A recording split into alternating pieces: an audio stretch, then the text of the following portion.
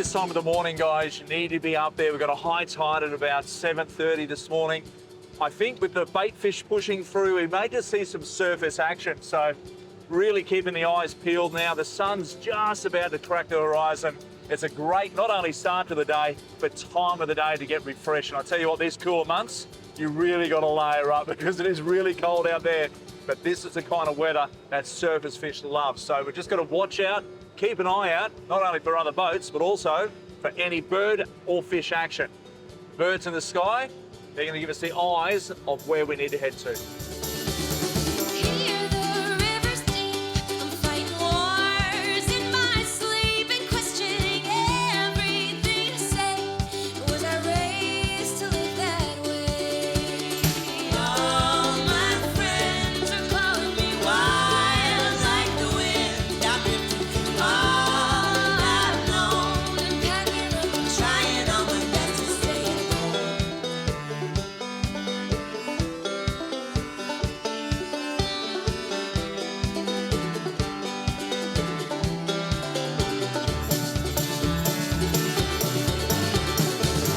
So we've just moved up into the bay itself, and there's birds diving all through here. So this is a great sign.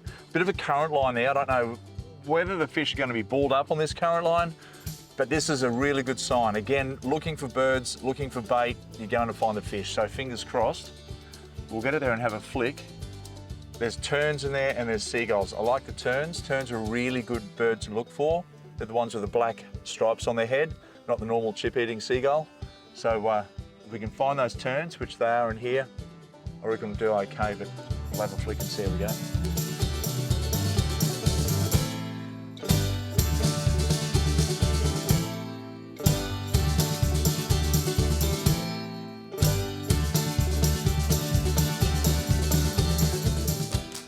Oh, there they are, a couple of splashes up there. Just up here, so fish are starting to chop now, great sign. Sun's getting up, this is a perfect time to be fishing. I need to move back up there.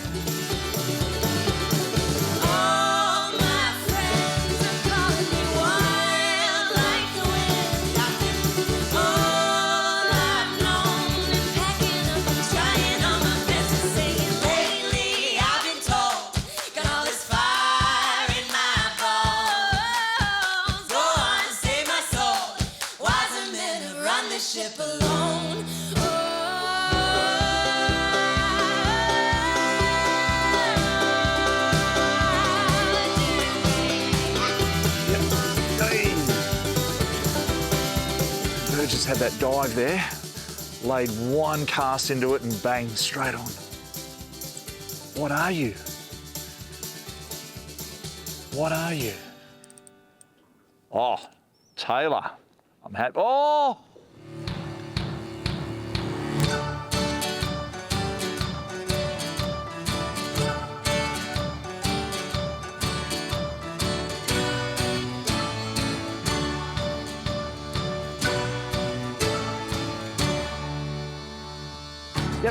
Yep. Oh. To me, mate, you wanted to come in here, Louis. He loved that, Louis. Followed it right back to the boat. Yeah, that's it. There we go. Nice. Tailor again. I'm going to jump in the water and catch you. Wow. So in this show, we do practice catch and release. Didn't want to get fishy hands. That's my excuse. My goodness.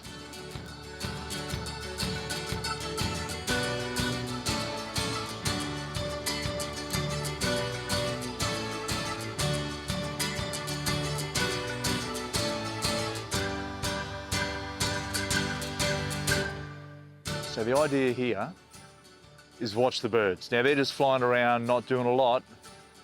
But when they all really start to ball together and just dive in the water, clearly that's a sign of this bait fish being pushed to the surface and there's something bigger underneath trying to crush them. So we watch the birds. There's nothing on the surface at the moment because they're just looking around. They want breakfast too. So we need to watch exactly where they're heading to and watch their movements. If we do that, we'll catch fish. Any luck? No brim or anything? We only just started though. What are you chasing? Oh, whatever comes to the surface, mate. And you're in the spot, so perfect. I'm going to use you as a guide. Hopefully okay. We'll see how we go. Tell you what, there's a great tip for you. If you're drifting past someone really close, be friendly. Engage in a conversation and you're not going to get yelled at. Good luck. See? So the sun's a fair bit off the horizon now. Fish have gone down a touch. There's a lot of boating traffic. It is a Sunday, and of course in southeast Queensland, particularly on the Gold Coast, we are talking one of the highest amount of registered boats per capita in the southern hemisphere. On a day like today, of course, everyone's going to be out there enjoying themselves, and so they should be. I do want to talk about the gear now. We've got a bit of a break coming through here from the fish. And the NR key, this is a 2 to 5 kilo. It is brilliant, super light, super effective. It is a two-piece, therefore you can break it down if you wanted to and stow it away. And it is a very, very good casting rod. What I mean by that is you can easily flick a lightweight lure some distance to get to the fish. Now the reel that I'm using here is the Nasci. It's a 2500 HG, so it's the high gear. It's going to allow me to get the lure back at a good retrieved rate. Okay, therefore we're going to be able to flick it out. If the fish are moving fast, we'll be able to pull it back through them at speed, or of course slow your retrieve down by just slowing the wind down. Now the line that I'm using here is Power Pro braid, 8 pounds, so really light. I don't want to go too heavy, so I can cast this outfit. The leader, I've gone a little bit heavier, actually it's 12 pounds, so 8 pound Power Pro, which is your braid, and 12 pound fluorocarbon leader. Now the lure I'm using down here is the Gillies, and it just looks like a bait fish. You're going to see these being used throughout the show a lot, but the simple fact is they work. Okay, there's no need to go out there and get a bunch of other things that just clearly don't work the best. These things cast like a bullet, and of course they're shaped exactly like a small bait fish, beautiful big eye on it, and that's what these things are after. So tailor or anything around there really, if they see these swimming through the water, they're going to come up and nail it. And the trebles on the end aren't too big at all, so they're nice and small. It's just a perfect little light outfit or lure to get out there and have a peg around. So we're just going to work our way, have a look through here. It has gone a bit quieter, but nonetheless, it is time to venture out towards the end of the seaway. So we're going to make our way out there, and fingers crossed we can get a few fish that might be just lurking around those rock wall ends. I don't know what I got here, but I just pushed out onto the end of the wall. The birds went nuts, and this fish is going nuts as well. Absolutely smacked it.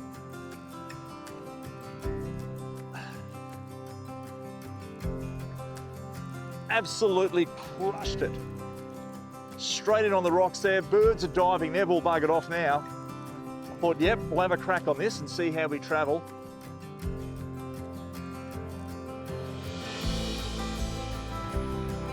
And hopefully we can get this fish back on board.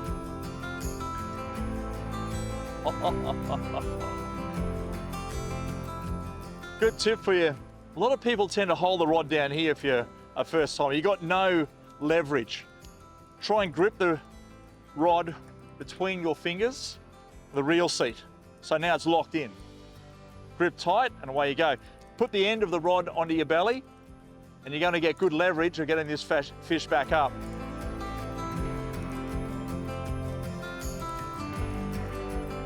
Also, don't high stick, which means don't bring your rod past that level there. It goes too high, you'll snap it.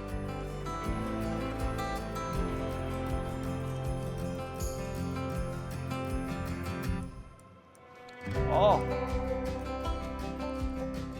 you're not going to believe it. It's actually a ginormous sea mullet. Unbelievable. So I've pegged this thing into the school of fish. I'll tell you what, I'm going to take this thing home and I'm going to eat him up.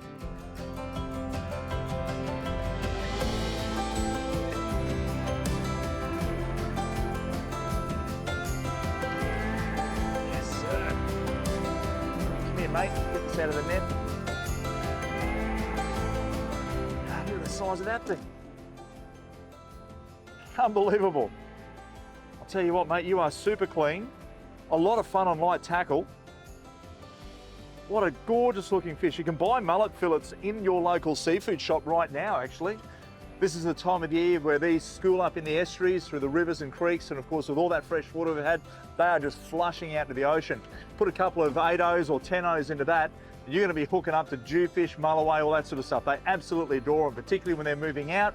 It's like a bait fish for these larger predatory fish, but for me, that is an absolute epic fight on light tackle. And that's what it's about. If you can get out there, use light tackle, have a crack, and if you hook onto something decent, it's going to sort of put a smile on your dial, and it's going to last for a long time. See you later, buddy. Have a good one. Mwah. And of course, thanks for watching Step Outside YouTube channel for lots of cooking and fishing action. Like, subscribe, and of course, comment for more catches like this and cooking recipes.